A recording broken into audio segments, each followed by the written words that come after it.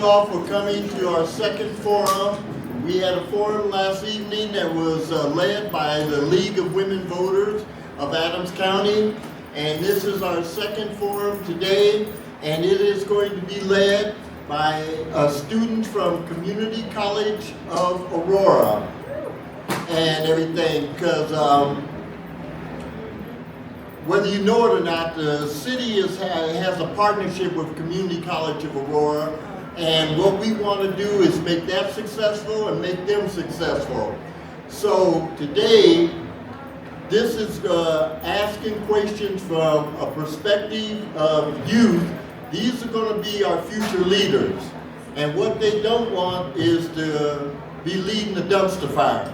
So what they want to do is find out how you feel about what's going to be their future and our future also. So from Community College of Aurora, I have Jordan Kotar and Samantha Anfield.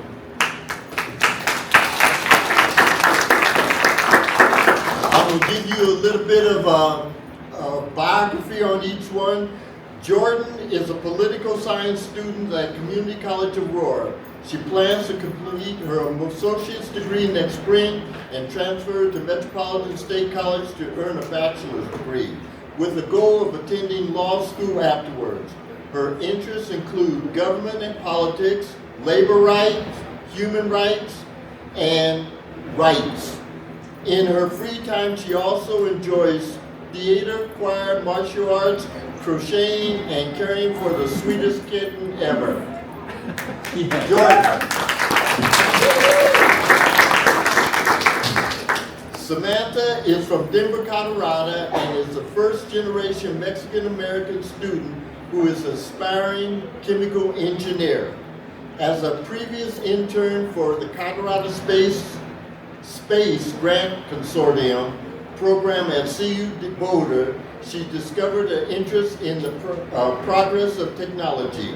Samantha enjoys being a student at CCA due to its tight-knit community and resources. Samantha is currently the Student Government Association President and has a passion for leadership and filling the gaps for student needs. Samantha.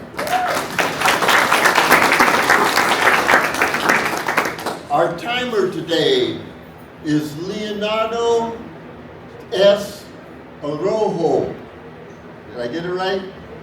Okay, Leonardo is a political science student at CU Denver. Leonardo. Leonardo, when they get to their time limit, what are you going to do? Time. You hear that? Thank you. Okay, also in the audience is Julie LaRock. Julie LaRock is the Dean of Student Success at Community College of Aurora. Julie?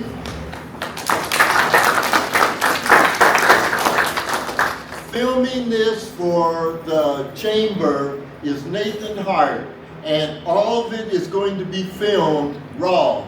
No editing or anything, and it's going to be put up on our YouTube channel, so you'll see exactly what we ask is exactly what they answer, and no more, no less, because we aren't going to edit anything, so everybody in the city at some point or another will be able to view this and last night's forum. June Younger is our chamber coordinator, and so my name is Renee Bullock, and I'm the Executive Director of the Commerce City Chamber of Commerce. Well, I'm going to get out of the way, and I'm going to let the forum begin. Thank you for being here.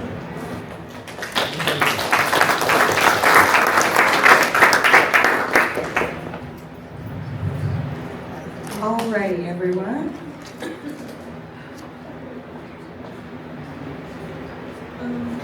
We're going to go ahead and start with introductions. Okay. Oh, let me give you the ground rules. I'm sorry, so sorry. Ground rules are they get 2 minutes for introduction and 2 minutes for a summary at the very end. They get 1 minute to answer the questions as the same as last night's ground rules. Every forum member or everybody will be asked the same question.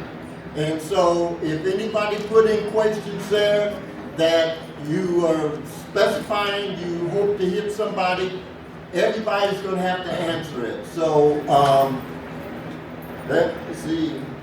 We want all the candidates to be respectful to each other and the moderator. There will be no speaking over anybody, and the questions and answer are to the candidates, to the audience. It isn't to each other. None of the questions were provided in advance to any of the candidates, and after this is over, there will be a half an hour to talk to the candidates afterwards and find out if there was an answer you liked, didn't like, or just to congratulate them and say thank you. Okay? I'm ready. Are you ready? Okay, go ahead. Alrighty, we're gonna go ahead and begin with some introductions. Can I ask who currently has a hold of the mic? Oh, there's only one mic, and I'm sorry, this rec center only has 2 mics, one for the moderators, one for it. So the time will start as soon as you get the mic. It isn't going to start as it's passing down. So, and I would have given you more mics, but they don't have more mics. Thank you. Okay. All right. I do believe introductions would probably be easiest if we go from one end of the table all the way to the other. So whichever end you would like to pass the mic on to, feel free.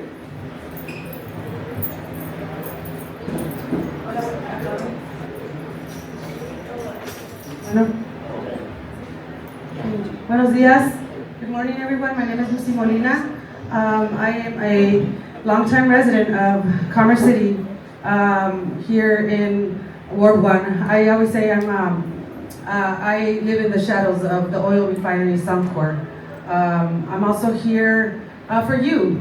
I'm here for these are the folks that asked me to be here. It was difficult, I shared yesterday, to be here today with some of the organizers that created this event. I had originally declined the invitation because it's been very disrespectful throughout the years, and I'm glad for some of the chamber members that came and talked to me. I really appreciate you, and thank you for the invitation for coffee and whatnot. Lucy Molina, I'm a longtime activist here, fighting for my community for clean air and water and public education. That's it, guys. I have no hidden agenda. I'm in nobody's pockets. We heard yesterday, it's good, it's okay. Some good people make bad decisions sometimes. But the people that know me, you know that I'm here for you. I've always been here from the local level to the federal level. We changed policies. We've gone to change the planet, to save the planet. This city already proclaimed a climate emergency, okay? And we have some of our council members here that were part of it, and I thank you for that, because there is a climate emergency. We do have to work together.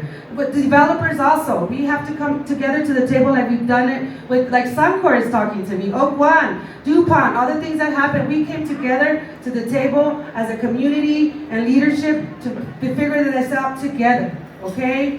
Don't think I don't want any development. Of course we want malls. I used to run a nightclub. We are business owners here in Commerce City, long-time business owners. I'm a long-time resident. Yes, I'm again Lucy Molina for Ward 1. I love my community and my neighbors. Gracias.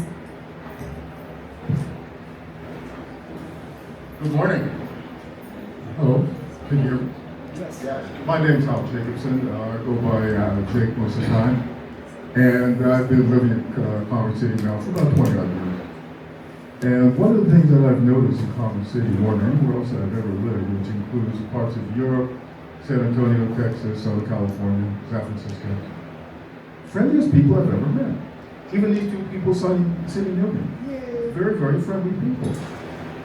So when my daughter said to me, I've twice run for the Colorado State Assembly and lost.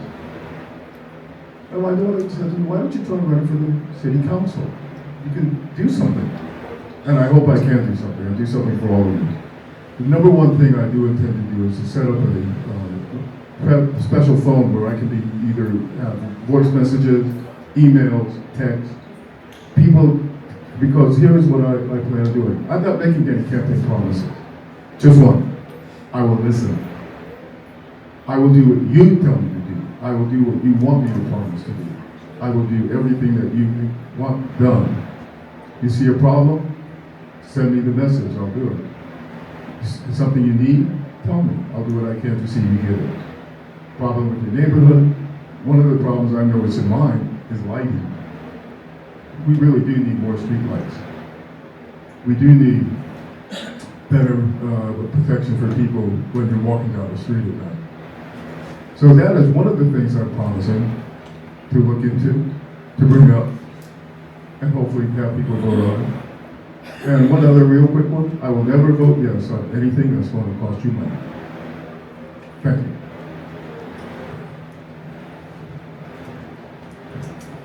Good morning, and again, thank you guys for being here on a Saturday. We know how busy folks are on the weekends. My name is José Guardiola, and I'm running for Ward 1.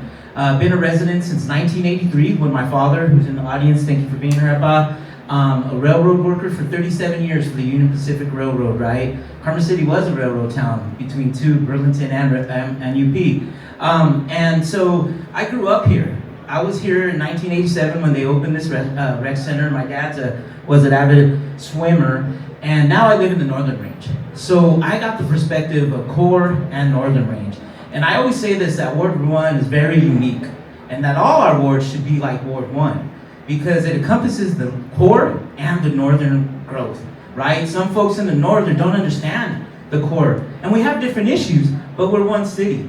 So why am I running? Is to give it consistency, give council consistency, give stakeholders consistency, give businesses consistency, give the residents an ear to listen, because it's important that's our job.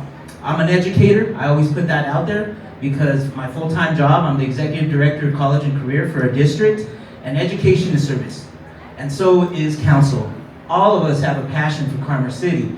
It's the way we do it. We have different styles, but it's your guys' city as well as ours, and we have to come together. It also is the stakeholders that come and work here and bring businesses. They have to be at the table with us, with you guys. And that's what I really want to do, is bring all the stakeholders to the table and see, how do we make Carmen City, growth is coming. How do we have balance? How do we be strategic on growth? But also learning our history, right? Often we get that question. A lot of folks in the Northern Range don't know about the core, and we have hidden gems here that we don't know about, our historic society. So again, José Guardiola, Ward 1, grew up in the core, now live in the Northern Range, and hopefully get to serve. Thank you.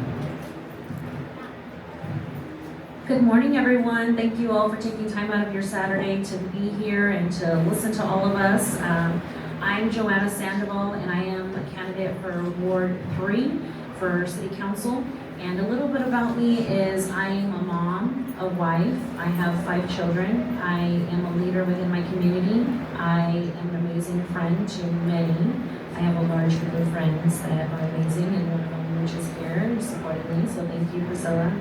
And I am also a Daniels Fund Scholar, which I hold with great pride. And I'm a first-generation college student graduated from the University of Denver on a full ride with the Daniels Fund, and have a degree in business management and administration. And I spent the last 18 years working for small business and providing consulting, business development, assistance with socially and economically disadvantaged businesses, and helping them navigate the federal space and selling their products and services to the federal government. And so I also spent the last 8.5 years as the vice president for the Potomac Farms Metro District. And I've had an opportunity to learn and really fight for the community, and to be the voice, and to be what they need, and to be able to answer to all of the residents. And I've gotten some great support from that, and I hold that with great pride, just based on what I've been able to accomplish there. And I just, the reason why I decided to run for City Council was because I know that I'm a great asset, and I can bring the ability to make fair decisions and be able to make logical decisions, and to be able to collaborate, because I have great partnerships within the state of Colorado and the city and county, and also within the municipalities, and I have the ability to be a decision maker that accepts everybody from whatever walk of life that they come from. And so I feel that being a great asset, I ask that for your vote for Commerce City Council Ward 3. Thank you.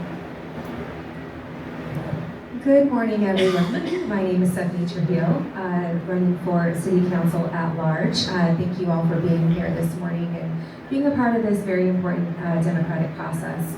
I am a mother of 3. I have a son who graduated from Prairie View High School. I go Thunderhawks. I'm a legal professional, an educator, adjunct professor at the Community College of Denver, where I teach property law, civil litigation, legal research. And that is very, very important work. And so I really do want to give a special shout out to the students here for coming and participating today, because it is very important work to start early. So thank you. I am a first generation college graduate and born and raised here in Colorado. And I come from a family who has had to work very hard for everything that we have. Sometimes we had to lean on family, friends, and the community, okay? And I don't take that lightly. Our working class families and our middle class are the backbone of our community. And I want to make sure that we are doing everything possible to make sure we can continue to afford to live here.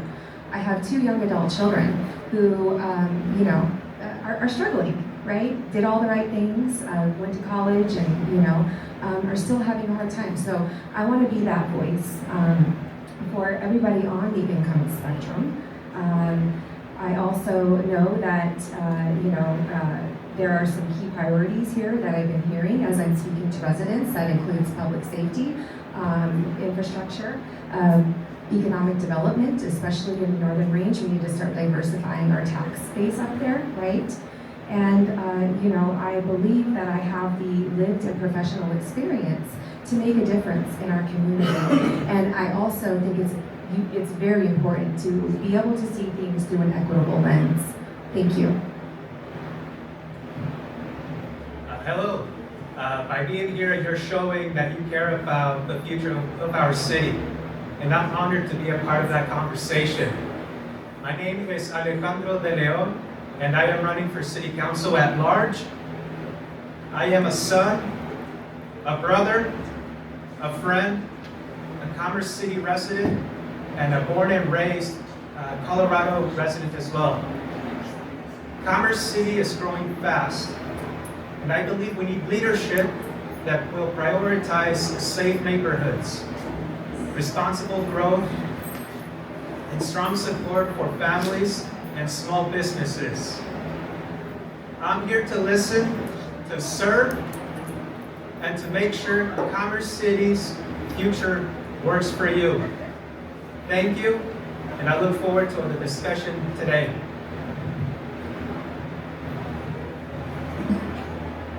Hi, I'm Kristi Douglas, and I've had the honor of serving all of you for the last 4 years. And that's all of the city. I serve the city at large. And I think you all saw me come in late, and unfortunately I think my husband took the keys to my car and I had to find another set. So here I am. I never know what I'm going to say until I'm handed the mic. So here I am.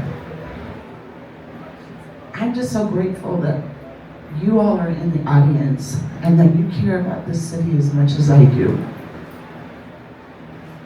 It takes a team, and together we can make this city a model city that everybody else looks to say, how did they do that? How did they go from being known as Toxic Town, which is everybody on the Front Range, that's what they call us.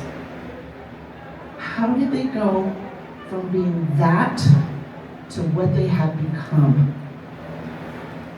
I'm just so grateful to be here this morning. I'm so grateful because this is led by the youth this morning. This is our future. And we have to do everything to make sure that what we hand down is going to make them succeed and have beautiful, fruitful lives, clean air, clean water, clean soil to put their homes on, and homes that they can afford. Not to have to be renters their entire lives because they can't make enough money to ever get ahead. Thank you so much. I am just so thrilled to be here this morning. Take care, all of you. Good morning. My name is Lori Young. I am an at-large candidate. I first of all want to thank you all for being here. You being here shows the commitment to us and your city, and getting informed about the candidates that you'll be voting for. I'm also thrilled to have some students here from CCA, I know you're also a student, but super proud of you too. I've been here for 20 years. We moved here when my son was 9 months old. We found Commerce City on accident. We were looking for a new home, a community with parks and other families with young children. And through all of life's twists and turns, I stayed here on purpose because I found everything that we were looking for. I worked for and was the co-founder of the Community Uplift Partnership, which opened the Reunion Coffee House and extended their legacy to open Greyhound Grounds and Taza in the Adams County building. I'm very proud of the work that we did to ensure that our young adults had job skills and life skills training. I currently am the executive director of the Adams 14 Education Foundation, where we develop tomorrow's talent through teacher grants, student scholarships, and leadership development programs. So I am especially, my heart is especially warmed to see students here who care about the future of our city.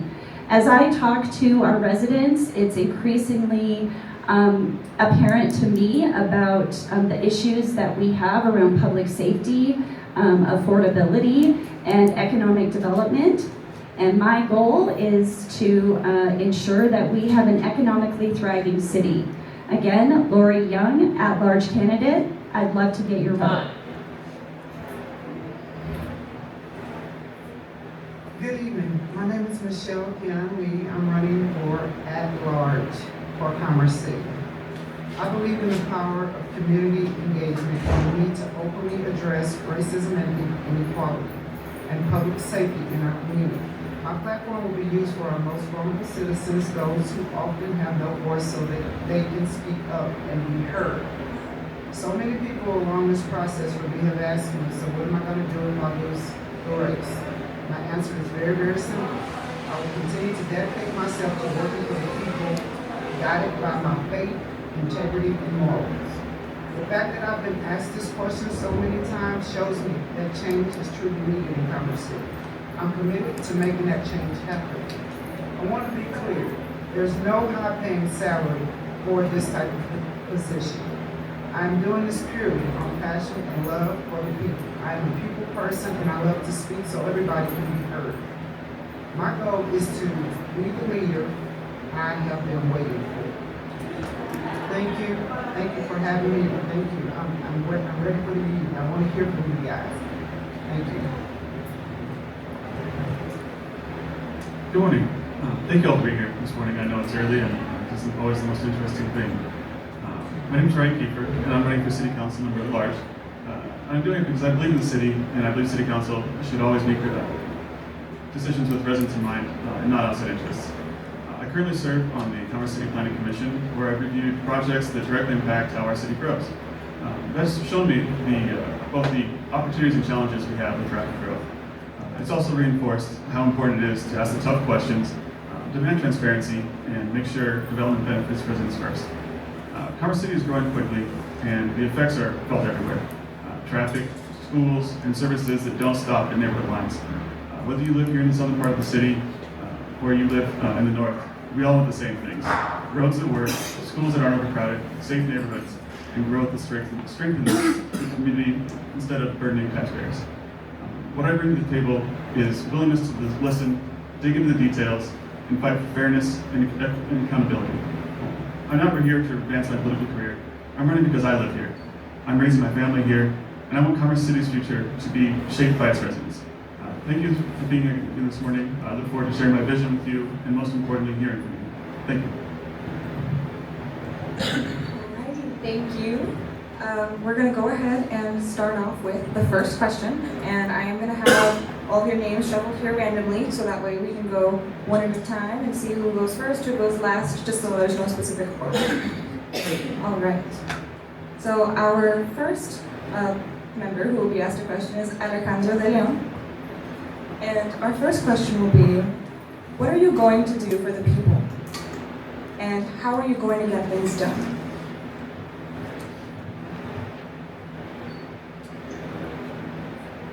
I am here to provide a voice to the people who may not necessarily feel like they have one.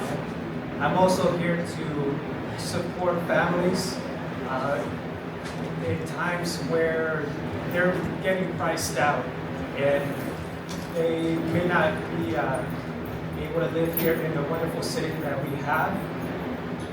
I'm also willing to work with business partners in order to bring in jobs. Oh. Yeah, okay. Hello? There you go. Yes, so as I was saying, I'm here to provide a voice to people who may not necessarily feel like they have one. I'm here to support families that are getting priced out of this wonderful city that we live in. But I'm also want to work with businesses in order to bring in jobs, well-paying jobs. Thank you. Alrighty, thank you. Our next person will be Michelle Lee.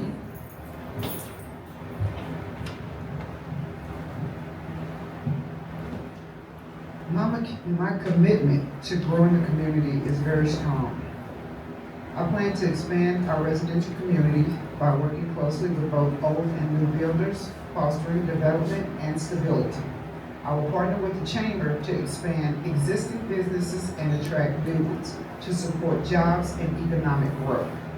I will partner with public safety, meet with the police chief to see where we can partner with human services, like divisions like the Human Services, the Coalition for the Homeless, to find federal funding in states so that we can clean up our streets and ensure that we have housing for everyone. Perfect, thank you. Would everybody please hold the mic as close to your mouth as possible? There are people in the back row that can't hear you because you're holding the mic too far away. Keep it as close as possible, please. Thank you. Alrighty, our next person will be Alexander Jacobson.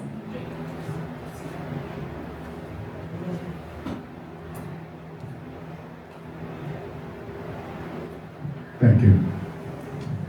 My entire campaign is based on what am I going to do for you, but it's also based on you're going to tell me. So what am I going to do for you? I'm going to listen. I'm going to pay attention. I'm going to act on what you want done. That is what you need. That is what I need to do. That is what our council needs to do. To listen to the people, pay attention to what they want, what they need, what their desires are for the city, and to follow through on them, and to do them. And that's all I need. I don't need a whole 1 minute to tell you that. Thank you. Okay, next we have José Guardiola. Thank you. Again, I think the biggest thing is listening to the residents and all the stakeholders, right? Because it's not just businesses and residents. We have to come together at the table, and I think council needs to do that.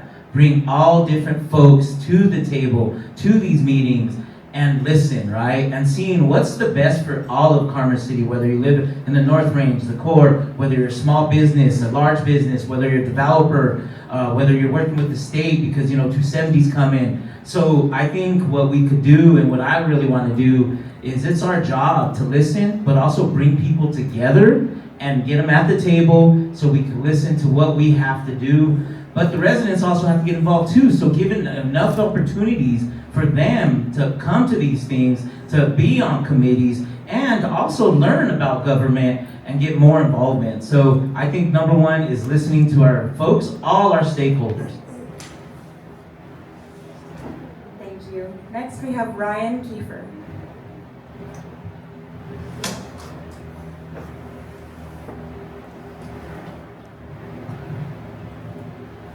Thank you. Yes. I think the biggest part in this been for it is listening and transparency. This isn't a black box.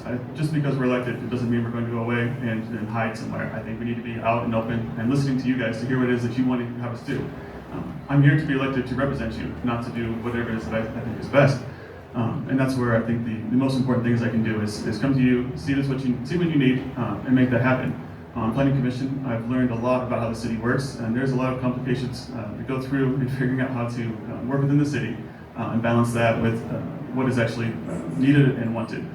It's a very difficult process of listening to the community and then turning those into reality. And I think the only way we can do that is by being transparent and listening carefully to what it is that you're desiring, because we're here to take care of you. Thank you. Thank you. Next is Kristi Douglas.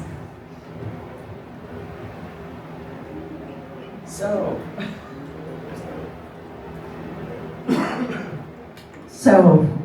the first big campaign promise I want to make to you is that I will make sure that we get more than 2 mics at this rec center. And that's the only campaign promise I'm going to make to you. I've been working with all of you throughout the whole city, and I look at us as being a team. And so that's what I'm going to continue doing. I'm a public servant, first and foremost. I'm here to serve you, I'm here to listen to you. I'm here to not only listen to you, but act on what you relay to me. So I want to continue doing good things. I feel like the first 4 years that I was on council was to clean house. Now it's time to get going. All right, thank you. Next is Lori Young.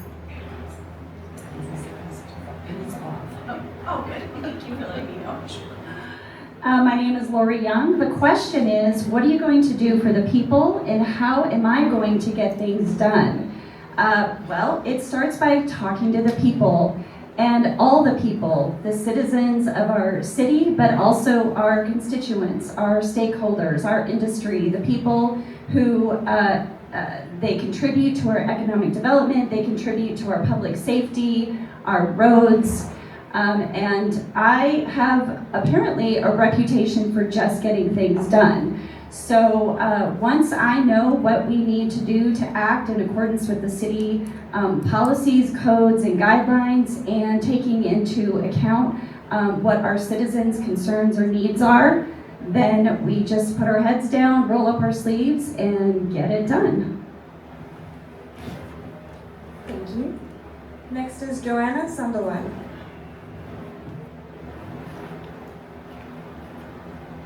If this band doesn't put us all to sleep.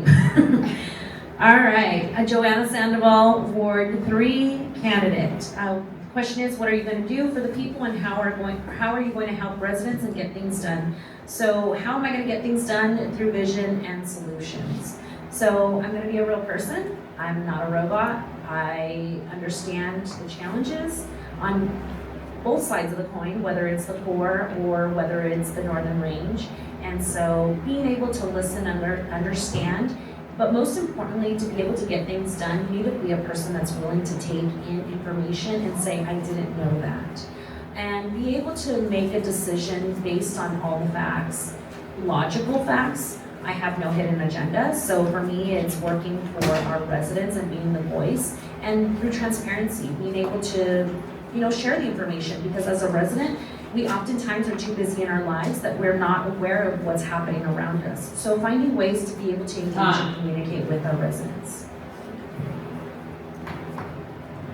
All right, next we have Lucy Molina. I've already been doing lots of things. I'm already a board member for Adams 14 District. bringing solar infrastructure. So there's a lot of it. Bringing with CDOT, the I-270 expansion, new bridges. What I will be bringing, not only public banks, guys. I want you guys to think public banks. This is one way that we could keep predators, corporate predators away, and continue doing the wonderful plans that a lot of us have, you know, from bringing new infrastructure, malls. We want a movie theater, perhaps, somewhere where our kids can hang out after the rec, right? Yeah, we know what we need. We know our needs. But public banking is why, because it goes right back to the community. This is local, transparent, and it goes back to you. And we get to choose, as a community, where our money goes, from the north to the south. We don't have to get in anybody's pockets to do the good things, guys. There's ways. We've already done it. Lots of ways. So thank you. Lucy Molina, Ward 1. God bless you. And now Stefanie Trujillo.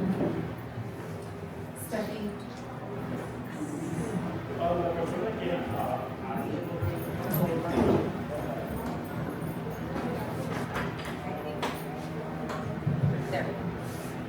Stefanie Trujillo, City Council at Large. As a leader and an elected official, we have a duty to listen and to amplify the voices of our community, okay? There are unique issues in the core of Commerce City as well as in the Northern Range. And so we need to gather and listen to our residents first, and also bring in the stakeholders, okay? Whether that's regional partnerships with other municipalities, you know, partnerships at the state level, people who want to invest in our community and bring us the amenities and the retail and the commercial that our residents are actually asking for.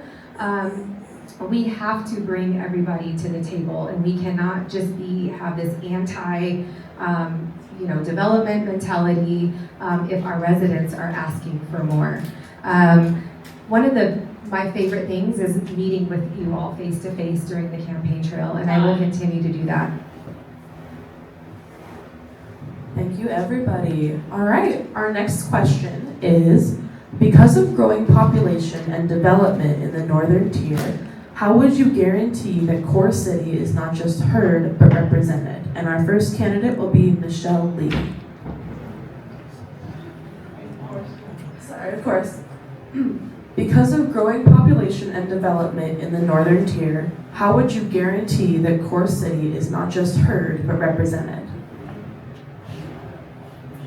That goes back to community engagement and showing up for the initiatives that you are putting forward. If you don't show up, then we don't have a voice. I have a voice and I can speak for everyone, and I know how to get things done. But without the support of the people that are wanting to change policy and implement the goals that we need in order to accomplish our mission, I must have engagement from the community. Thank you. Thank you. All right, and our next candidate will be Kristi Douglas. So I believe that the South has so much potential. We have Quebec Parkway. We need to hold Mr. Cronky, well, it's not, we need to hold Cronky's feet to the fire. They have had the URA and done nothing for 25 years, nearly 25 years. That 25 years is nearly over. And so we need to hold his feet to the fire. We need to have him contribute to community. We have to watch out for gentrification, beautification rather than gentrification. So that means that we need to make sure that people are not displaced, pushed out of their homes, so that the predators can come in and take over, build high rises, which we don't need. And we need to deliver the dog track as promised to the people, not what's going on now. Thank you. Thank you. Our next candidate speaking will be Joanna Sandoval.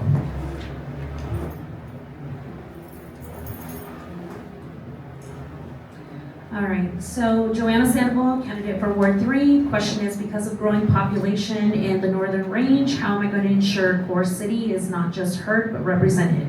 So I look like a lot of individuals in the core city, and I have the heart of a lot of individuals in the core city. And so for me, understanding the needs and being able to represent through decision making and be able to provide investment in the core city, not just the Northern Range, is extremely important because there's a lot of hidden gems. The history and the culture need to be protected. The affordable housing that individuals currently have needs to be protected, and we need to be cautious of gentrification. We also need to be cautious of, what the community truly needs and be able to address some of the challenges that the core city is facing compared to the Northern Range. And so understanding those and being able to address those and bring solutions is what we need to do to focus and really get involved, to be able to establish relationships and find relationships together. Thank you. Next candidate will be Alejandro De Leon.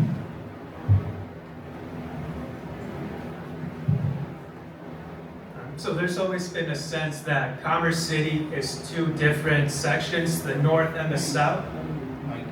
Closer? There we go. In reality, Commerce City is one place. We share the same hopes, same neighborhoods, good jobs, and housing that people can afford. For me, that means making sure that city resources, whether it's parks, public safety, or infrastructure, are distributed equally between both sections. It also means leadership that doesn't treat one part of the city as an afterthought. If I'm elected, I want our people to feel like they're being heard and that their tax dollars are building the same shared future. Thank you. Thank you. Next candidate is Ryan Keefer.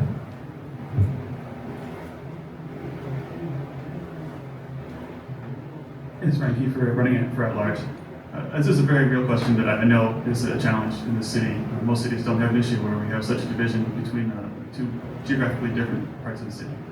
I've spent the last 2 years working on that. I ran 2 years ago and learned a lot about the southern part of the city and how it contrasts to the northern part of the city. I joined the Planning Commission to really dig in and understand what was going on, and I've been working to make decisions to help the southern part of the city since that point in time. I will continue to do that.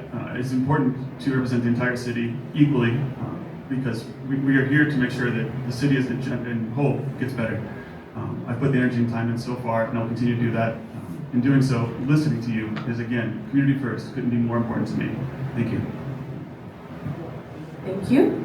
Next candidate speaking is Stefanie Trujillo. Stefanie Trujillo, candidate for City Council. Stefanie Trujillo, candidate for City Council at large. First, I want to acknowledge that the core of Commerce City is the heart of Commerce City, okay? And we must protect the heart of Commerce City. There are multi-generations that are living in the core of Commerce City, and I want to protect that in the history. It is a beautiful part of the city because it is one of the most affordable places to live in Colorado right now. We are, exposed to things like gentrification. So when we're looking at housing affordability and addressing any public safety issues, we need to also make sure that we're not displacing anybody in the core, and that will always remain a key priority for me. Because of who I am at my core, it actually feels more like home to me, even though I live up in the Northern Range. So again, looking at things and issues through an equitable lens is absolutely crucial. Thank you. Thank you. Next candidate will be Lucy Molina. Public banking, and I will say, we are not divided. You guys don't listen to this, that we're divided. We are one. We've always been one. Denver, it's Denver. We go to Montbello, it's Denver. We are united, okay? There is no such thing as the North, as the South. We've always been one. Whoever created that narrative, don't listen to it, okay? Because we have always been one. Why? Because I'm always up there. I mean, I've never seen the difference, okay? Let's don't do that anymore. Don't do that to us, okay? Public banking, guys. Public banking is a way to unite the city. That is the way we can be united and stay united, okay? If that's what they said, that we're divided, okay? Because now, this is rich and poor, okay, guys? This is a rich and poor ward. And don't let them put us against one another, guys. No. We are neighbors. We grew up together. All right? 10 minutos, all right. But again, public banking. Public banking. They said, talk to me more. Also, we have speak your vote over there. 3 minutes for listen to your voice over there. Speak your vote. Students from the media school.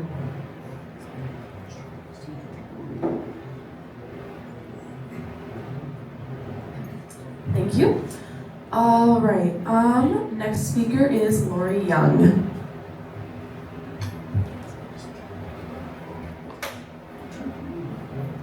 And just a heads up, please, candidates, just please don't turn off the microphone when you're done using it. That way we don't have to keep turning it back on. Thank you. Thank you. Did I turn it off? No, it's on. It's on. Is it on? Okay. I'm Lori Young. The question is regarding with our growing population and development, how do I, as a city council, ensure that the people in the core Commerce City are heard? Every single city council representative represents the entire city. And in terms of the growth, in one area is growth for the entire city. The budget isn't dispersed in the north because that's where all of the development is happening. It's dispersed throughout the whole city for public safety, our infrastructure, our growing needs, our parks, all of that is distributed evenly, and I will ensure that that happens. I grew up in a town where my family has footprints all over it, including a property, and I know there's multi-generations with homes that you want to preserve. That is also my priority. Thank you. Thank you. Next candidate speaking will be Alexander Jacobson.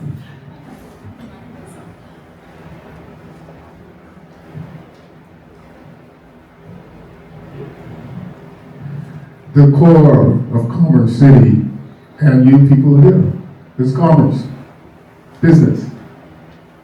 We have to make this city extremely business welcoming.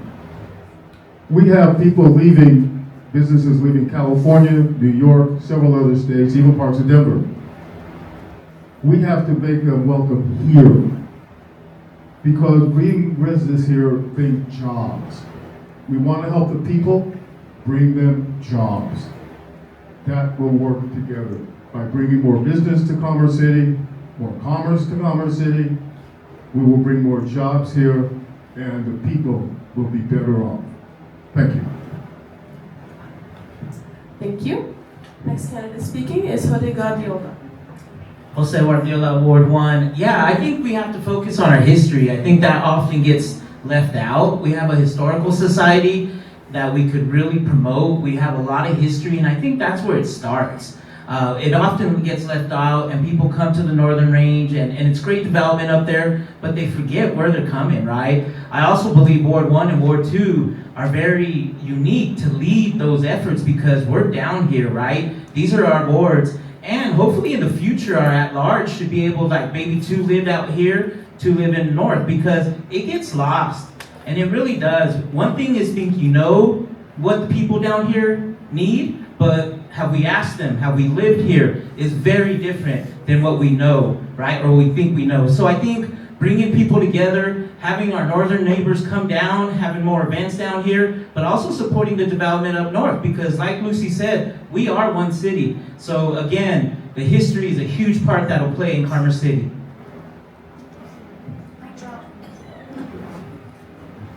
Thank you for that answer. Our next question is, the current council says that Commerce City should promote ethical businesses. Without defining what that means, what do you consider an ethical business? And our first person will be Lucy Molina.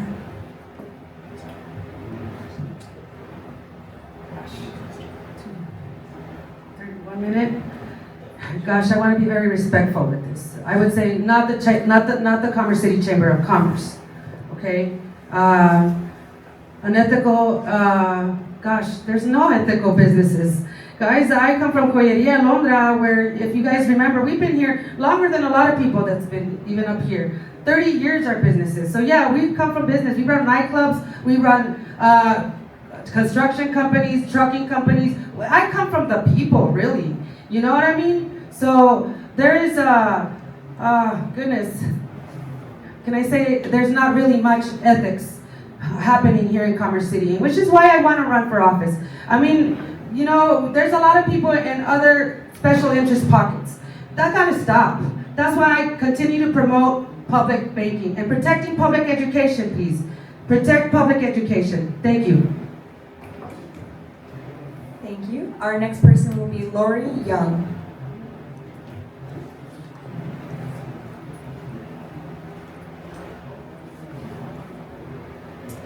My name is Lori Young, and the question is in regards to defining an ethical business. I do think this is important because there's a balance with businesses who seek to take advantage of people, and then there's businesses who offer a product or a service that's valuable to the residents of our city. So an ethical business is a business that offers at a fair price a product or service that our residents want or need access to. And an ethical business will follow the rules and the guidelines of our city and state laws. Thank you. That's all right. Next is Alexander Jacobson.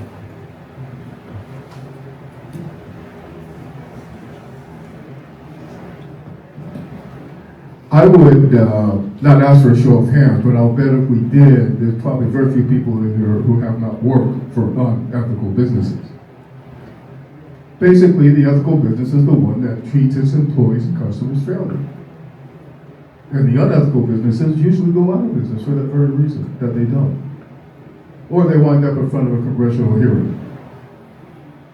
So an ethical business, one that treats its employees and its customers fairly, and as I said, fair prices, fair wages, and that is the way you practice ethical business. Thank you. Thank you. Next we have Alejandro De Leon.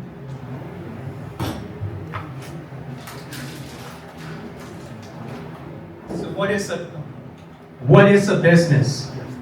A business is looking to make a profit, and there's nothing wrong with that. So an ethical business is one where you have to find a balance between making a profit, paying well, providing a good service or product, and in order to do so, you have to be transparent, bring in a community investment, and work and provide partnerships with your local government. Ethical business, if done right, can be profitable. Thank you. Thank you. Now is Kristi Douglas. I knew it was going to be me.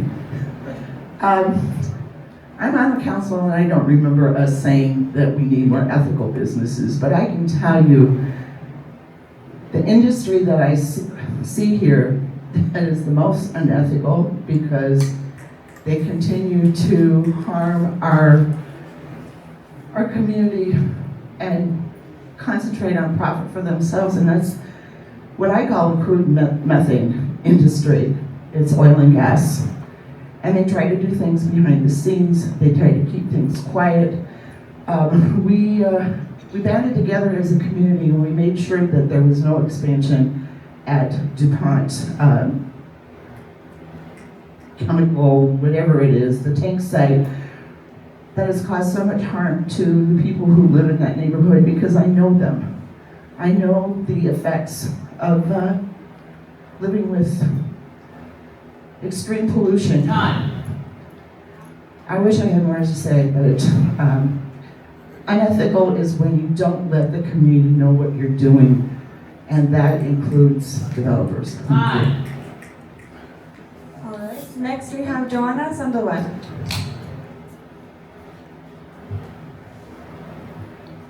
Once again, Joanna Sandoval, candidate Ward 3. Question is, how does current council define ethical business? I'm not sure, I cannot speak on that, but I can say how I define it. And small business and large business in itself is crucial to our economy. And so I protect that in the highest regard, and I've worked with so many business owners in every single industry, and it is extremely important. And really ethical businesses are ones that follow the laws and ones that are compliant with legal requirements. Those that are not doing shady dealings behind the scenes, because I've seen that happen. Those that really seek to contribute to the community that they're in, and especially for corporate businesses that have social responsibility, because that includes giving back to their communities and contributing, hiring individuals and treating their employees fairly. That's what ethical business to me is. And so I welcome opportunity in Commerce City. Commerce City has a name and we're gonna live up to it. Thank you. Now is Michelle Lee.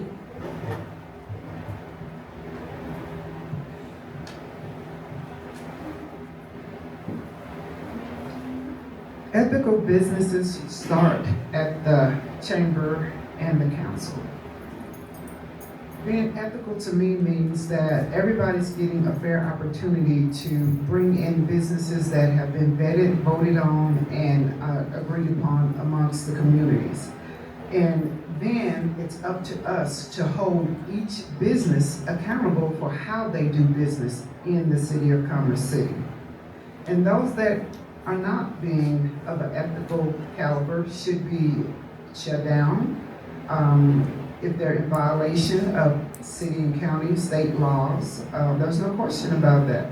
I love business, I support business, and that's the only way we can grow Commerce City, but we do have to hold each business owner accountable for their own ethics and morals in the way they do business, because at some point, we voted them into Commerce City. Thank you. Thank you. Now the next candidate is José Guardiola.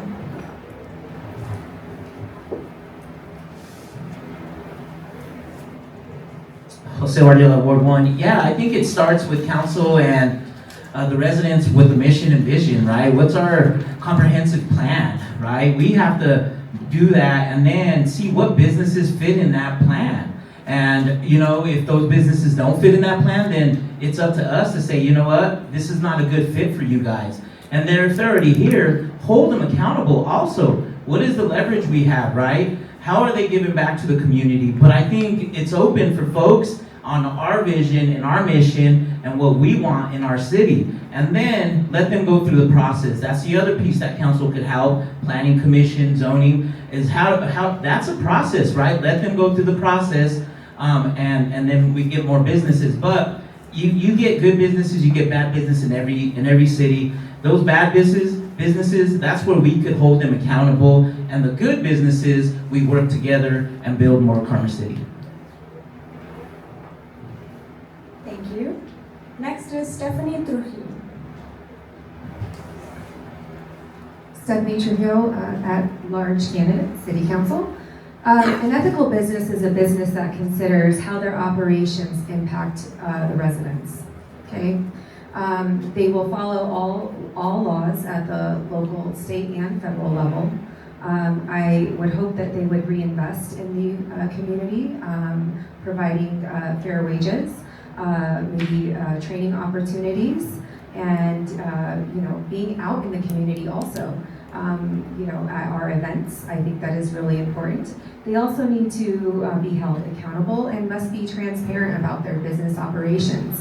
So that way we can come to the table and have these conversations about what the expectations are for our city.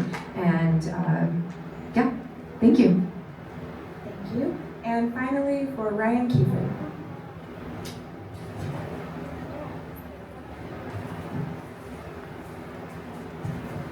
Again, Brian Keefer, running for at-large. I can start this off. I'm a small business owner, and ethics is the top priority for me. I've learned that from decades of running a company. It's not just about being legal, but doing what's right. You want to have clients that want to come back and show that you know what you're doing and that you care what they are. Being ethical is the most important thing you can do. I've learned that personally. Short-term profits of doing things just because they're legal doesn't mean you're going to have that client come back, and it's going to cost you in the long run. Some businesses that want to come through and get their short-term gain just because they can, I think that's where it stands to be an issue. Being forthright and upfront about your business, what you're doing, and how you're going to go about doing it is a big portion of that. And it's not about being perfect. When you make a mistake, live up to it, fix it, and move forward. No one's going to be perfect ever, and so being ethical isn't being perfect, but it is going through and taking care of your issues and the problems and doing it the right way. Thank you. Thank you. All right, for our next question. Voters are worried about conflict of interest as more affordable housing proposals are submitted.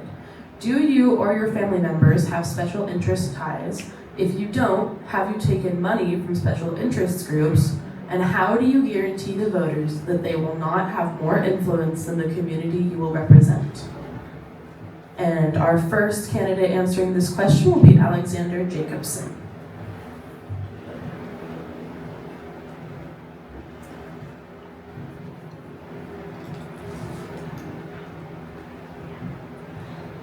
I'm going to have to ask you to repeat the question. Understandable. All right. Voters are worried about conflict of interest as more affordable housing proposals are submitted. Do you or your family members have special interest ties?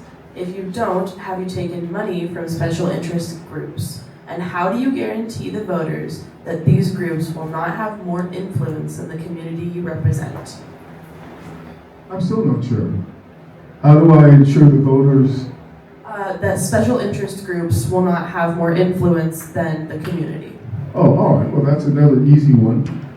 Probably won't take a minute for this one either. You ignore them.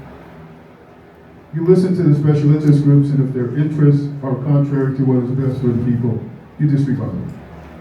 And it's that simple. And that's exactly what I would do. I'll listen to special interest groups regardless of what their special interest might be. But if it's contrary to what is better for Commerce City and the people in it, I would simply have to disregard their interests. Thank you. Thank you. And our next candidate speaking will be Kristi Douglas.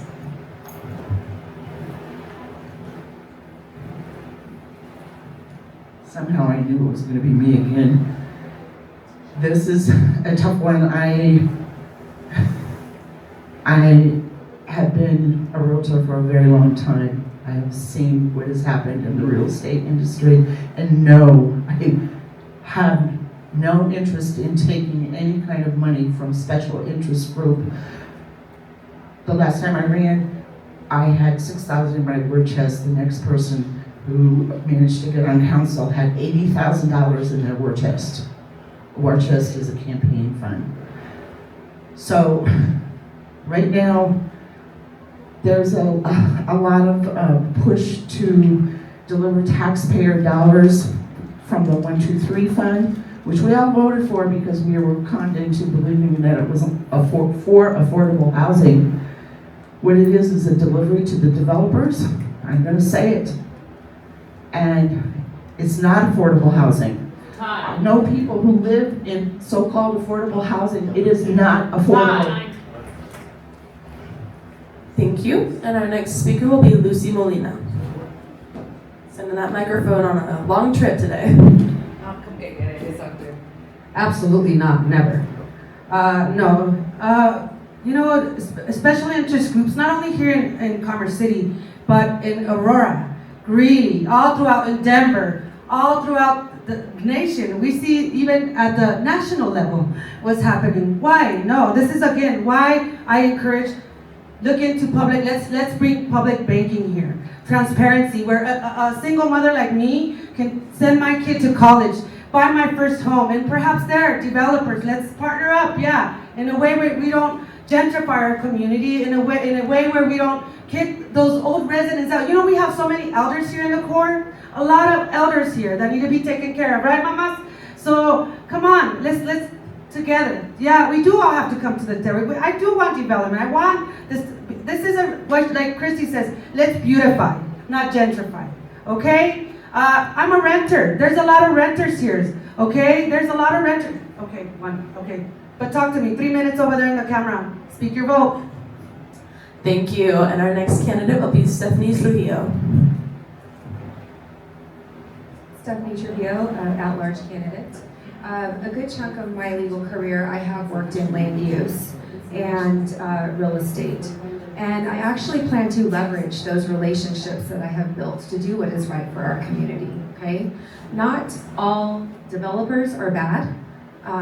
There are folks who want to really invest in the community and developers who have actually been listening to our community about what they would like to see on the land that they have, that they purchased, that they actually own here. So again, they are stakeholders in our community and we must be able to engage and come to the table and have these conversations. And if it is not in alignment with our comp plan and the character area that they want to develop in, then we go back to the drawing board and figure out what it needs to look like so that way it is serving what is in the best interest of the community. Thank you.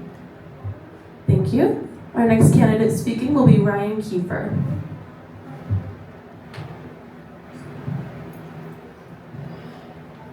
Thank you, Ryan Keefer at large.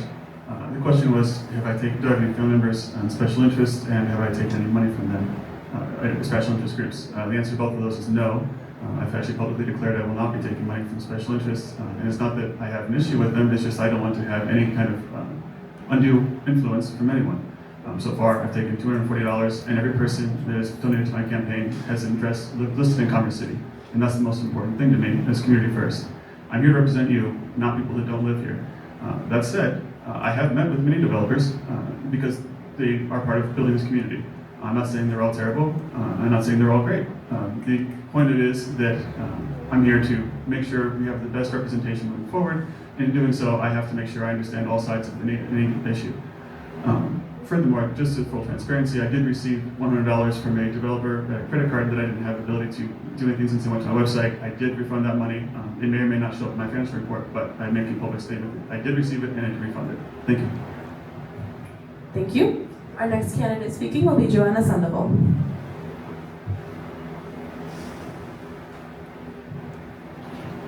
All right, Joanna Sandoval, Ward 3 candidate. I would normally repeat the question, but I cannot remember every piece of that question, unfortunately. But what I will say is the main concern is conflict of interest and any special interest groups and accepting any kind of monetary donation, right? Okay, so I have taken any kind of donation from anybody that's willing to give me a piece.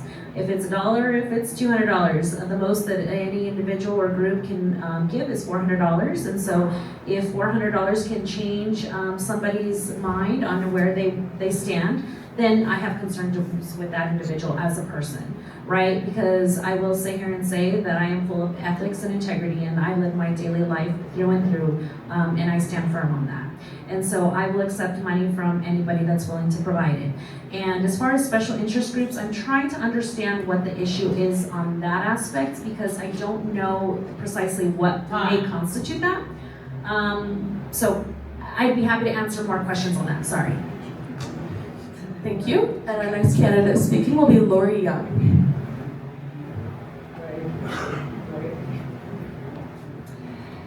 I've been a fundraiser for about 10 years. And when a fundraiser wants to ask for money, we cast a vision. And the people who want to donate to the vision can choose to donate. So I have cast a vision. I want economic development in our city, for the whole city.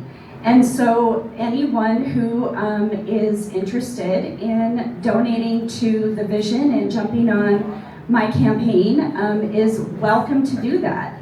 I absolutely have accepted money from individuals from all different walks of life, all businesses. I know a lot of people.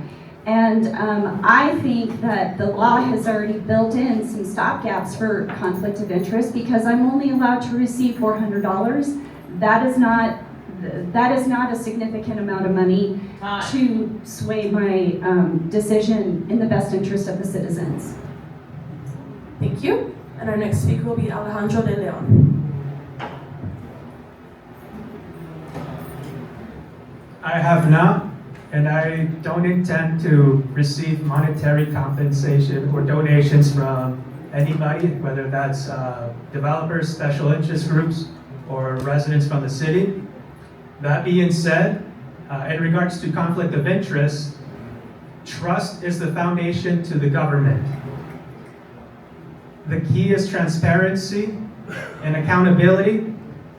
Every decision must be documented, disclosed, and open to review. Conflicts of interest have to be handled carefully so that residents know that policy decisions aren't influenced by outside actors. If I'm elected, I'll make sure that fairness is brought to the table because residents deserve to know that their voices matter. Thank you. Thank you. And our next speaker will be José Guardiola. José Guardiola, Ward 1. Yes, I have taken money from developers, and you know, I look at this that you're getting the same José. And I was an assistant principal at Adams City, worked at Lester Arnold, and had many of the students and parents know me. And if they really believe that I'm going to change my views and my love and passion for Commerce City for $400, that's a different story, right? I do definitely believe that we have to work together with these special interests that look at our vision and our mission and believe the same thing that residents and ourselves do. And how do we work together? If they're not good for Commerce City, then they're not good for Commerce City. But I always look at that. I've also taken a lot of money from family and friends, right? Is that a conflict of interest? That live in the city and don't live in the city. So it's not going to change who José Guardiola is, and it's never going to change that. I'm going to work for our residents and the love of Commerce City at the end of the day. Core, North, whole.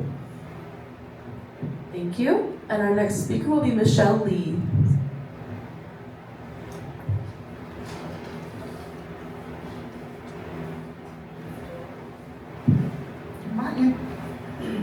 Hello, can you hear me? My interest is what is best for Commerce City residents. I don't know much about the special interest funds and things like that, but if the special interest or any developer or anyone has a people first plan, I am willing, open and willing to hear it. It's not about, yes, no, it's about hearing the plan. If they come up with a plan that can support my seniors, I'm gonna listen. If they come up with a plan that has affordable housing, I'm gonna listen. And at that point, we can all decide as a community, hey, do we take this or not? This is gonna be what's best for our community. But I'm not opposed to it. I don't have any family member. I don't have any family member on the council. I've never accepted any funds. I'm truly here to listen to the people, to grow Commerce City, whether that be with or without special interest money, whether that is with or without developer money. It's gonna be a people first approach. Thank you. Thank you for that answer. We are going to go ahead and go into our next question. It is, while Commerce City is one city, the Northern Tier and Core City have dramatically different needs and, oh my goodness, concerns? How would you address this? Let me repeat that again one more time. While Commerce City is one city, the Northern Tier and Core City have dramatically different needs and concerns. How would you address this? And Michelle, I know you just had the mic, but we're going to go ahead and start with you again. I'm so sorry. Okay, so we keep dividing north and south. I look at us all as a whole, and I look at us like the ecosystem. We have to support each other. We can't do it without the wealthy people, the median income, and the lower incomes. It's a circle, it's a cycle. They need us to work for them. We need to work for our families. And so it's a balancing act. Yes, the needs are different, and I have lived at every level. I have lived at the food stamps, the Medicaid, the Section 8, so I understand what those needs are. I've also lived up in North Virginia, which that's where I currently live. And yes, the needs are very, very different up there. One does not negate the other. We all have to figure this situation out here. Thank you. Thank you. Next is Ryan Keefer. Again, Ryan Keefer, running for at large. This question is obviously something that's very important, and it's part of what I've been doing for the last 2 years, is learning about both sides of the city. I do live in the north, but I've spent a lot of time living over the south and seeing what the challenges and struggles are in this area of the city. It seems unique, again, to Commerce City to have such a divide based on geographical changes in the area. I think that we need to address the concerns and problems of each area as they are uniquely individual, but moving forward, resolving the main concerns of each allows us to be unified as one and have one issue moving forward. And it's like that's not necessarily an issue, but we can all have the same challenges directly moving forward. And spending time and energy on that and just resolving each individual's unique problems, I think is the way to go forward. Thank you. Thank you. Next is Lucy Molina.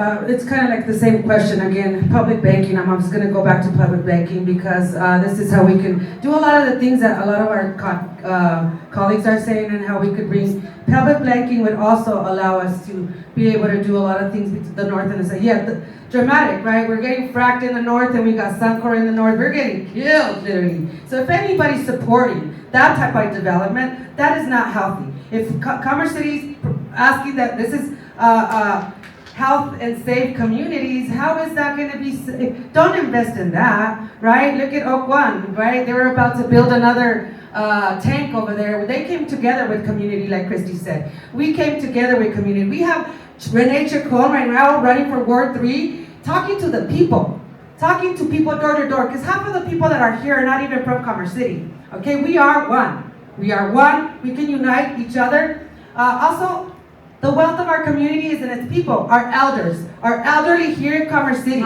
Okay, let's take care of our gente from here. Thank you. Next we have Stefanie Trujillo. Stefanie Trujillo, candidate for City Council at large. Again, I go back to looking at things through an equitable lens, okay? Unique issues are facing each of our communities. We have to make sure that we are out here, okay, engaged in every part of our community and listening to what the concerns are. Let's take public safety, for example. That issue is uniquely different, right, between both areas. So we need to make sure that here in the core of Commerce City, we are protecting our businesses and our residents, right? We also need to make sure that in the north, we actually have a police substation that is allowing for appropriate response times when we have an emergency, okay? That is very, very important. That is just one issue, but there are many that face our city that have to be looked at from a unique lens. Thank you. Next we have Alexander Jacobson.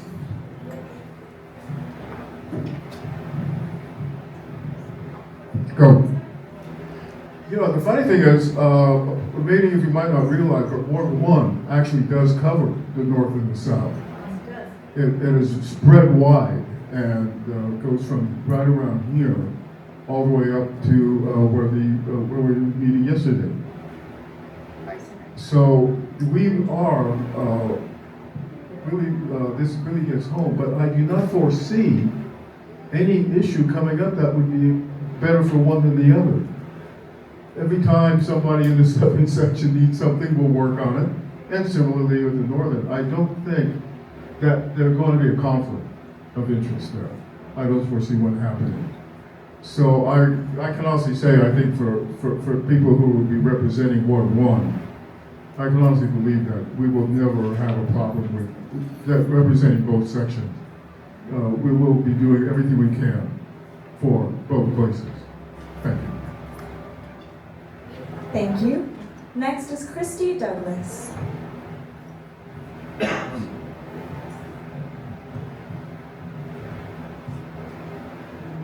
So we got to get away from this that we are so different and divided. We are not. We are people. We are people. We have the same needs and wants. And we want great communities for everyone. So we've got Suncor in the south. But we have potential fracking in the north, which there were 11 sites slated. One of them messaged as a natural resource district amongst houses to be built. I also want to say that we do have a substation in the north. It's located at 104th and Highway 2. It's moved from Tara Road and 104th. And so we have a substation. We also have one slated for 104th and Potomac, which is to be built. Time. The council has allotted $25 million for that. Time. And that will serve the north well. Now we have Alejandro De Leon. Residents love Commerce City for its community, and that shouldn't be lost on any of us. Growth should respect the character of our neighborhoods, whether that's north or south, east or west, up or down, by involving residents early in planning and ensuring new development adds value rather than overwhelm existing areas. That means making sure infrastructure like roads, schools, and water keeps pace with development. Growth should work for us, not for special interests or anybody else. Thank you. Thank you. Next we have José Guardiola. Thank you. And again, José Guardiola, Ward 1, this goes back to how we could redistrict our wards, right? So everybody could have a little bit of the core and a little bit of the north, so they understand and truly understand. Because I was on council for 4 years, and some of my colleagues did not understand what the core city needed or wanted, right? They lived in north, respectfully, but from someone that grew up down the street, my father still living here, it is different. And we could talk about this all we want and saying, we need this, we need that, but until you live down here or you live up north, you will find out how different it is. I agree, we're all Commerce Cityans, right? I'm a city kid, I always say that. But I think it's about our redistricting. The other thing is, also is promoting it on both sides. Council coming together and being at events, whether it's north or south. Many times we often just see some here and there, but again, I think it's coming together. Thank you. Next we have Lori Young.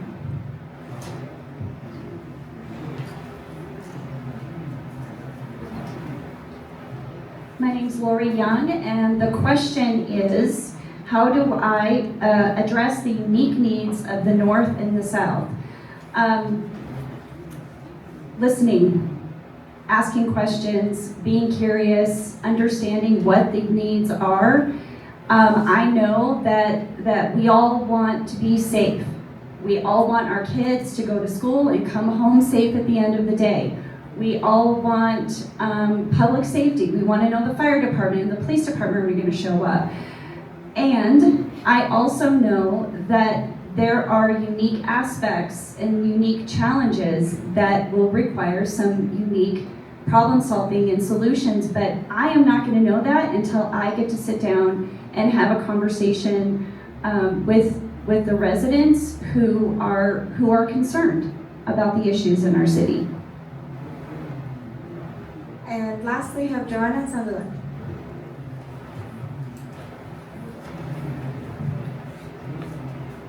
Okay, Joanna Sandoval, candidate Ward 3. How am I going to address the needs and concerns of the different parts of the city? Yes, we are one city. Yes, we want to be unified. Yes, we have common issues. Safety is paramount in any city. So it doesn't matter where you live, what color of you, the skin you are, how much money you make. We all want to be safe in the community that we're in. We all want opportunity, and we want to be able to say this is my home and feel proud of that.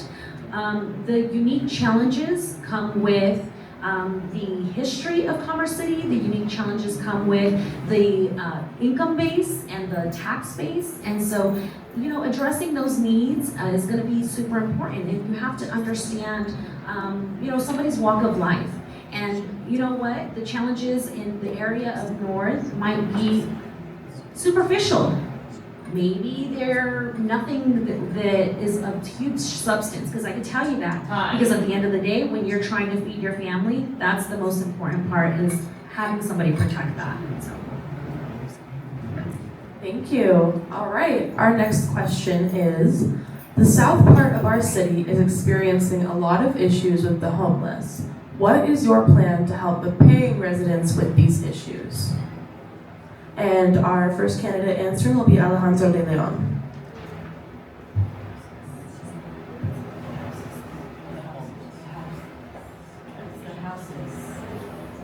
Houseless, please. Sorry, houseless. So in order to address the homeless issue, we have to take in the concerns of the residents, whether that's building housing, by providing the transportation to somewhere else, but ultimately, we're going to have to speak with them, the people that are unhoused, what they want to do. If they want to be housed, we'll need to provide an opportunity for them to be housed.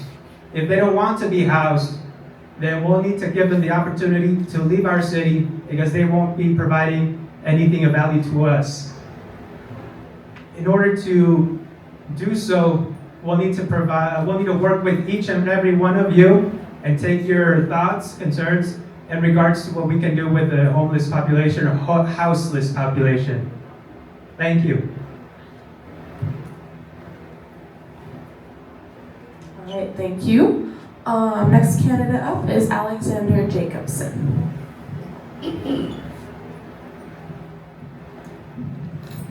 The homeless issue is a national issue. It's not one that we're stuck with here just in Commerce City. Although I must say I've not really seen the number of homeless people here as we will see when we go further to Denver. But the reason why we have so many homeless people is usually mental issues or drugs. We can try to address those, although again the city of Denver seems to be doing a better job of it. They have better facilities, they have more money. What we can do here, we can start to build more, well, as soon as I find the word, I'll tell you, more affordable housing. We hear that word used over and over again, and it is a little bit ambiguous. However, it is something I think that this city and probably pretty much most of the state needs. And I would say that. Okay. Thank you. Next candidate up is Lucy Molina. It's the houseless population, just to clarify. Yes, definitely mental health. We need to invest more into mental health programs. Partner up with our homeless coalitions or houseless coalitions that are helping these. Also, one thing is Denver, our municipalities, we need to partner up as a whole, right? Because this becomes like Aurora. I worked 9 years in Aurora. I work in Denver all the time. We do film, we do media, so I'm all over the state in the city. So also, when we talk about affordable housing, okay, and attainable housing, we want permanent housing. Affordable, attainable housing that leads to permanent housing where we wouldn't have some issues like this. Again, yes, mental health is an issue here. Drugs, all this stuff, right? So we need to invest more, and again, it's important that we invest in all development from the north to the south. Pero aquí también, partner up with some of those municipalities, right? Denver, Aurora, we need to do it together because some of those issues, they just float up here. They're just tripling para arriba. Thank you. Next candidate up is Joanna Sandoval. Joanna Sandoval, Ward 3 candidate. All right, so the question was, and I believe everybody's been answering it incorrectly, right? The question was, how are we supporting our paying residents regarding the unhoused population? So, as a paying resident, what I want to see is that my kids are safe. My child goes to school across the street from here. Okay, I want to make sure that when she goes to school, she's safe. And that means that there's not a mentally unhoused individual that's going to take my daughter and hurt her. That is my main priority, right? And so as individuals that are tax-paying members, how do I protect that? Protect your business and protect your home. And make sure that you feel safe in the community, right? And so that's how I'm gonna address those themes, making sure that our unhoused population is respected and taken care of with dignity and respect, and connecting them with the resources, because a lot of them don't know what they don't know and need that connection and support. Thank you. Next candidate up is José Guardiola.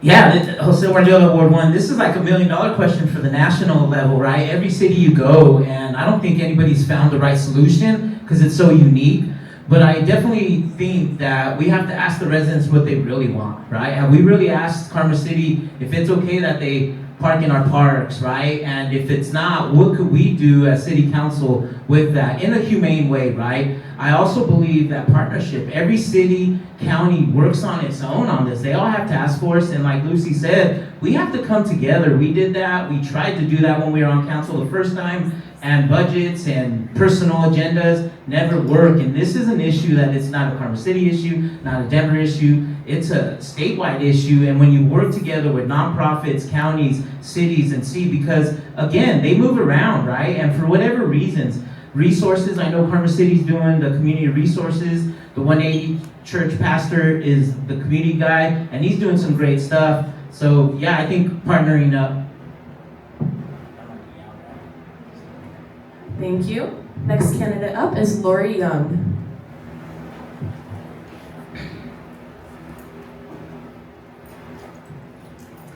My name is Lori Young, and the question is in regards to providing public safety for our paying residents in regards to our houseless population.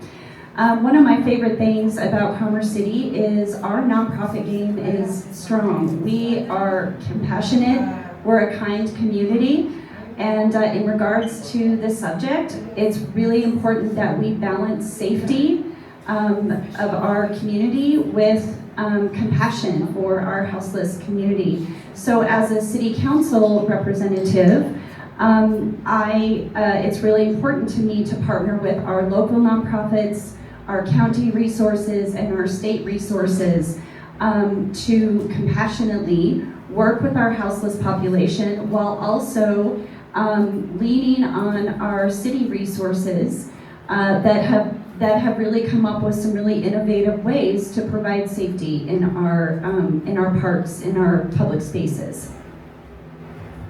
Thank you. Next candidate up is Kristi Douglas. You have to pass it far this time. So this problem started back when Reagan got into office and severely cut the budget for social services and social safety nets. Mental health services were cut. It has been growing gradually and steadily over the last 40 years. We have to go back to community. We have to take care of one another. I plan to, this has been an issue I've been addressing already on the council, and I knew that when the mayor of Denver started buying up houses on the border of Commerce City, but in Denver, that this was going to become an issue. I went to all of those town halls and spoke out for the people of Commerce City. We have to work regionally. This is not a Commerce City problem. Thank you. Next candidate up is Stefanie Trujillo. Stefanie Trujillo, candidate for at-large city council. First of all, this is a very multi-layered, complex issue, okay? Our unhoused population is very vulnerable, and this personally is very near and dear to my heart. I have 3 uncles who died while being unhoused, okay? I understand the need to support our paying residents. I get it. Safety should be a priority. We need to establish clear protocols for our residents and businesses to be able to report concerns, but that does not always mean calling the police, okay? I think it's very important to understand that. These folks are dealing with addiction issues, mental health issues, and then you've got to bring in the affordability, crisis that we are in, okay? These folks are also now being put on the streets because they can't afford to live here. So I think, it's not just about supporting our paying residents, but also supporting our unhoused. Thank you. Thank you. Next candidate up is Ryan Keefer.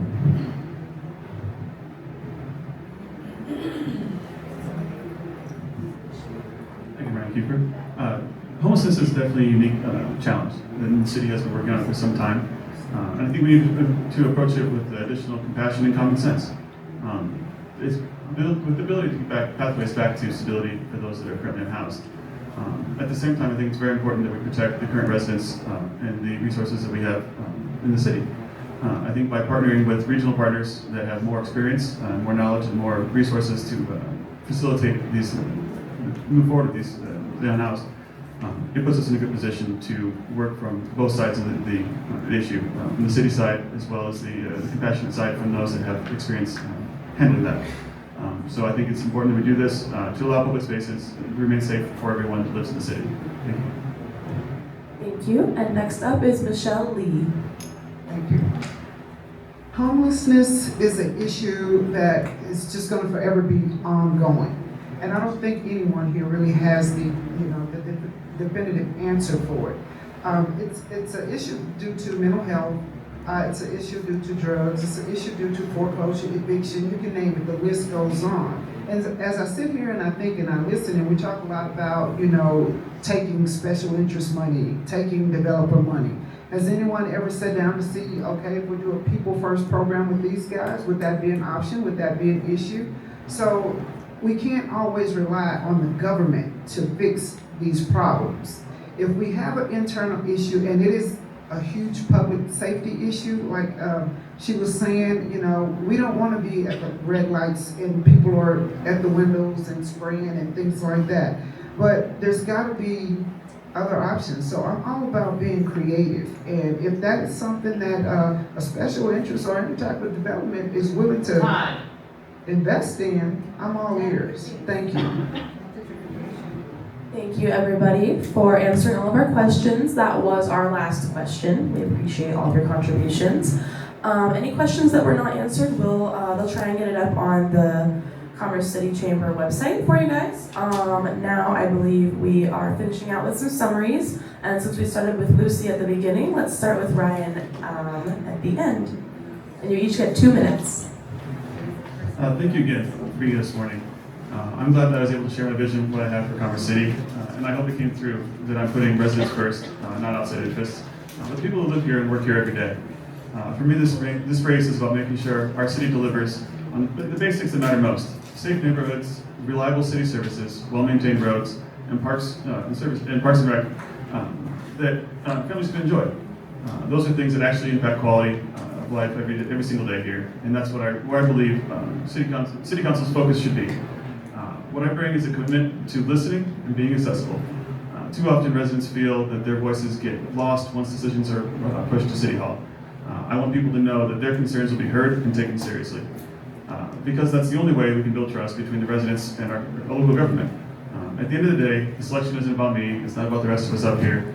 It's about all of us here to make Commerce City a better place for all of us to live. I'm proud to call Commerce City my home. And I'll work hard to ensure our neighborhoods are safe, our services are reliable, and residents have a voice at the table. I'm honored to earn your trust, your support, and hopefully your vote. Thank you.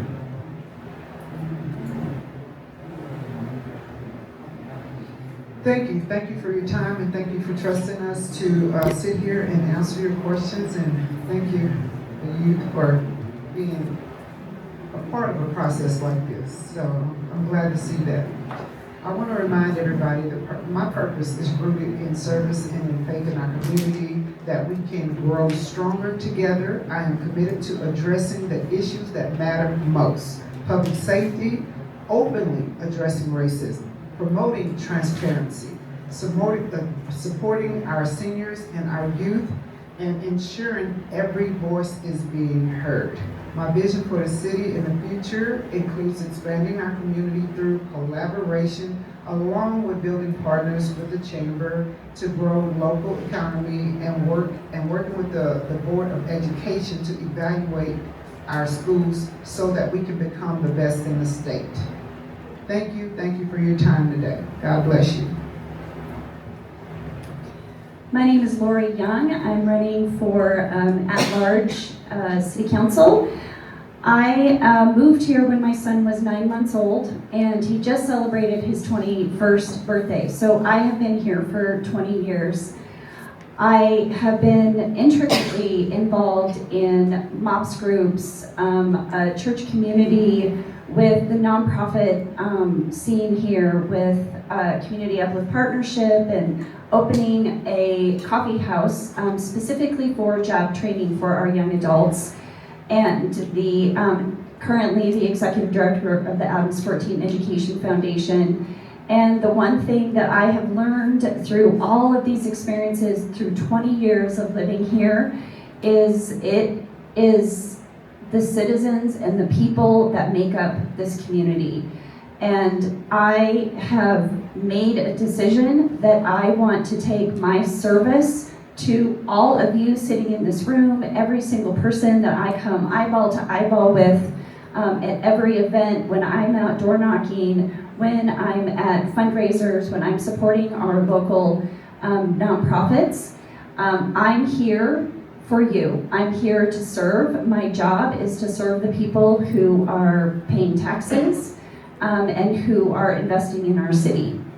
I am so grateful to have you all here because you get an opportunity to learn about us, and that's how democracy works. And I really appreciate that. You get to choose what's important to you, what your values are, and how you want to see our city grow and expand.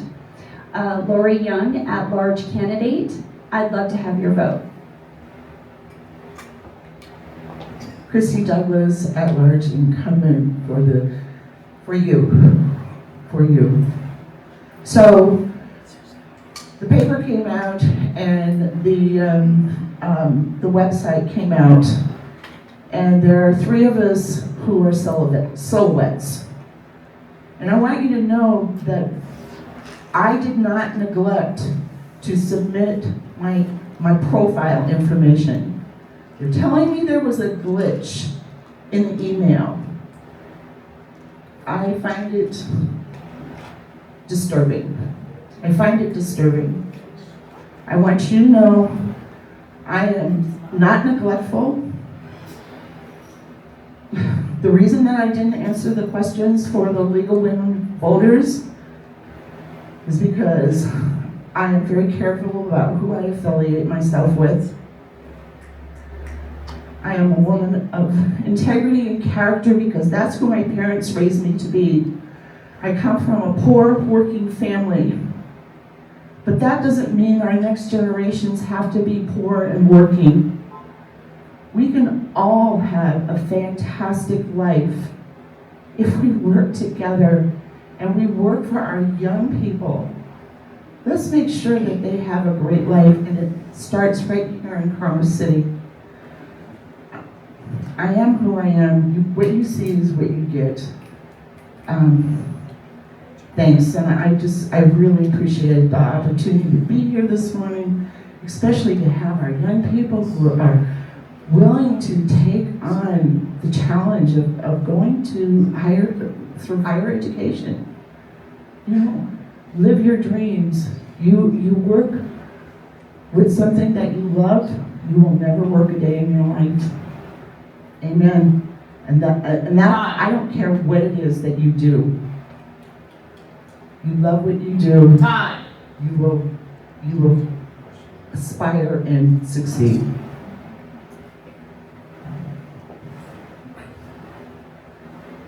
I believe in Commerce City. I believe in its people. I believe in each and every one of you in front of me, and I believe in what we can accomplish together.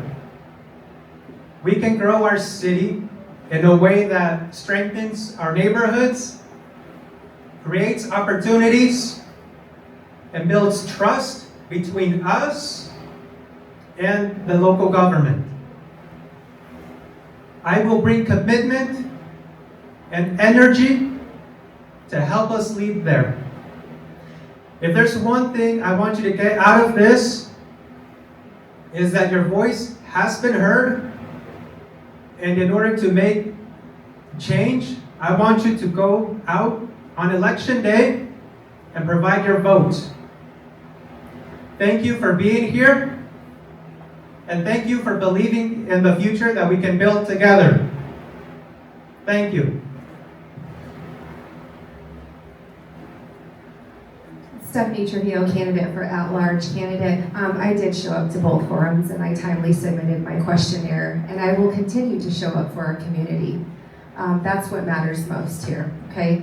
I have dedicated my life to service. I came from nothing. I have worked very hard for everything that I have, and I understand what that looks like and how that feels, okay? And I don't take anything that I have been blessed with for granted, okay?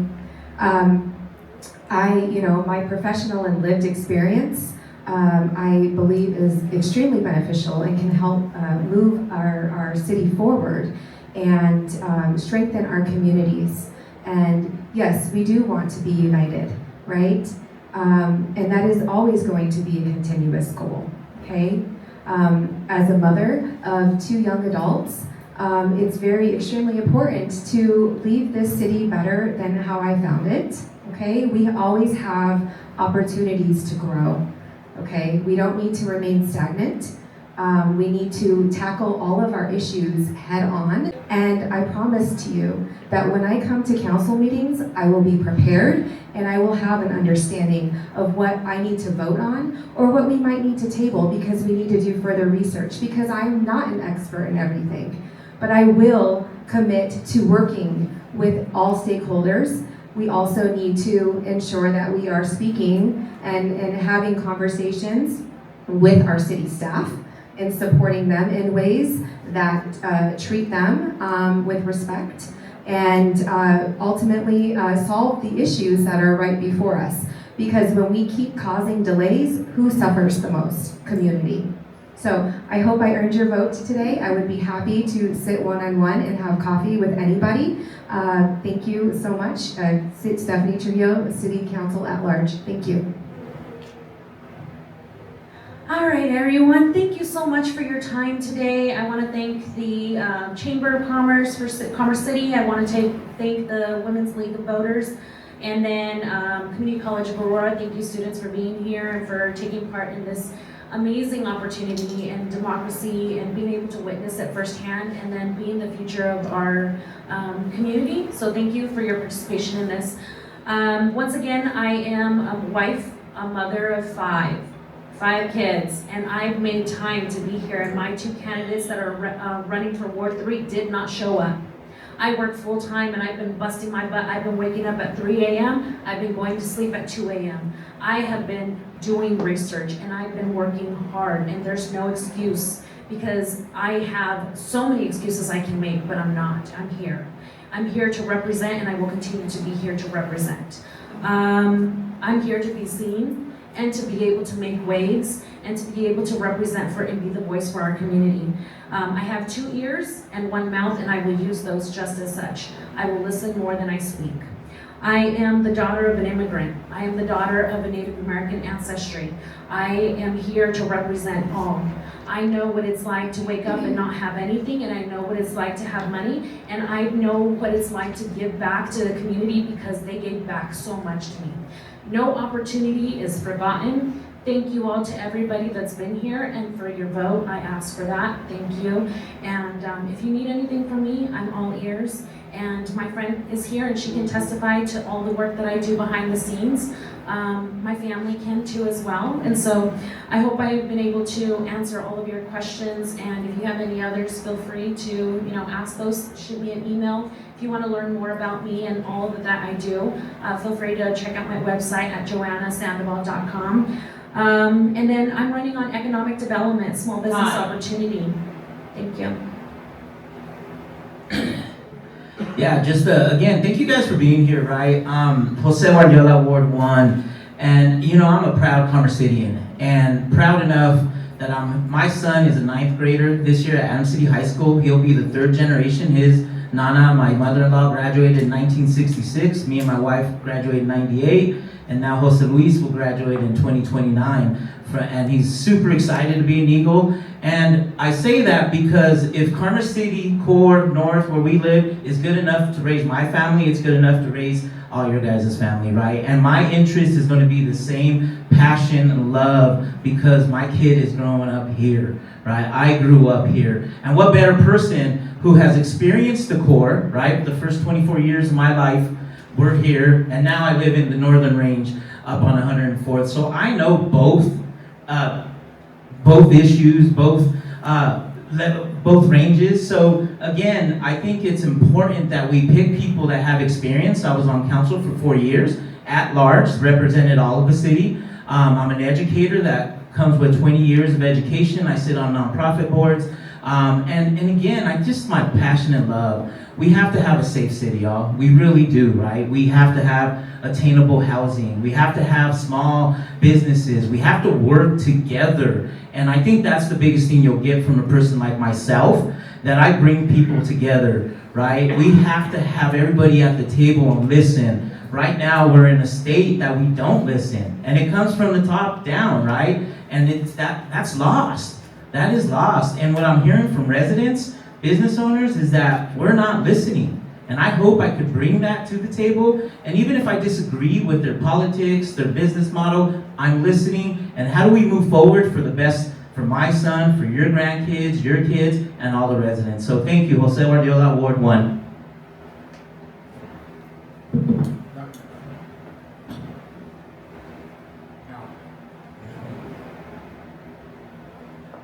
I lost about half my hearing in Uncle Sam's army.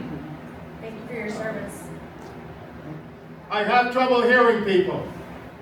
Do any of you have trouble hearing me? I'll yell louder. After the army, it was marriage, college, a house, a dog, a car, and that was all in San Francisco. I've seen a lot of this country. I have never been anywhere in my life that was more friendly than Commerce City, and that is not put on, I'm telling you. You probably even noticed how the three of us here have been chatting together and getting together. Probably the most friendly city I've ever been in, ever. And I've been in Paris, London, and Rome. I do want to say that I make only one campaign promise. I will let you tell me what to do. I'm not going to give a list of all the wonderful things I plan on doing. I want you, the American people, the Commerce City people, to tell me what I'm going to be doing. Use the mic. Because that's the only way I can represent the people. That is why I am running. Simply, I've been having trouble talking today. Simply to say, I will do what you need. I will follow. Is it better now? Okay. Poor acoustics in the building. It's not my fault.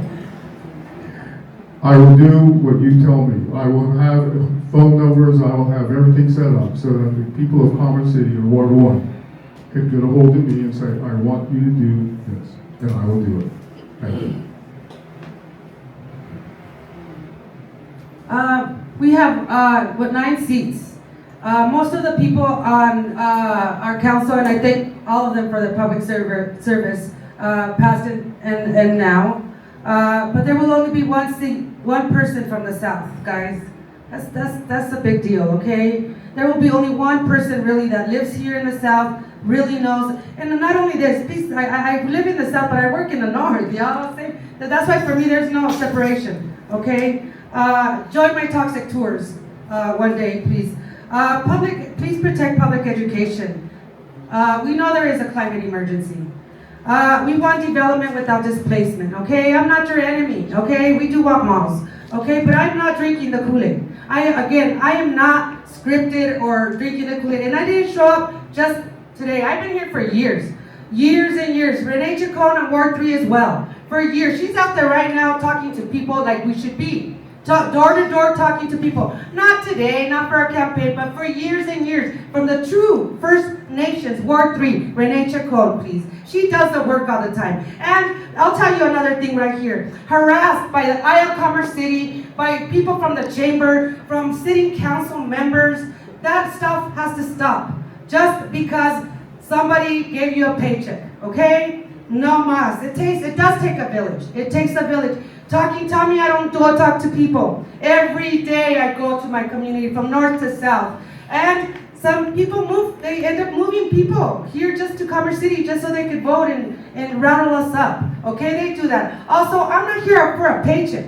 Okay, I'm not a realtor that's gonna get commissions or anything like that. I'm not, never. Okay, we have family here. Businesses aquí, from the north to the south. Okay, vote for me. This would be the only seat, the only person in the core city that knows you from north to south. And I've been showing up for you from the federal level from the local level to the federal level. And ask your friends, and I'm here for you. Talk to me. I'm here always. And Renee Chacon, Ward 3. Renee Chacon, Ward 3. Thank you.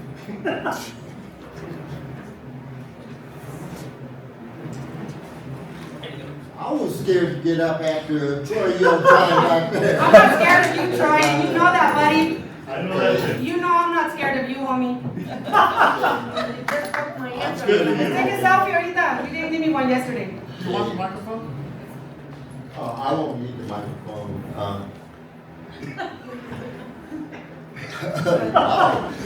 Okay, thank you all for attending. I mean, this was eye-opening to me on a lot of levels. I want to thank the Community College of Aurora for being here today.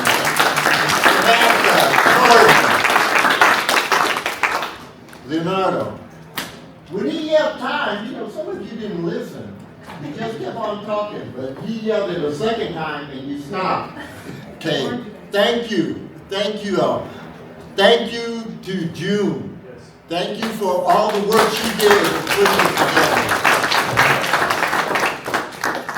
And I want to thank Julie back here because these are her students and everything. And when we called the Community College of Aurora and said we're putting on a forum and we would like to use students from there, a lot of times you get, well, let us get back to you.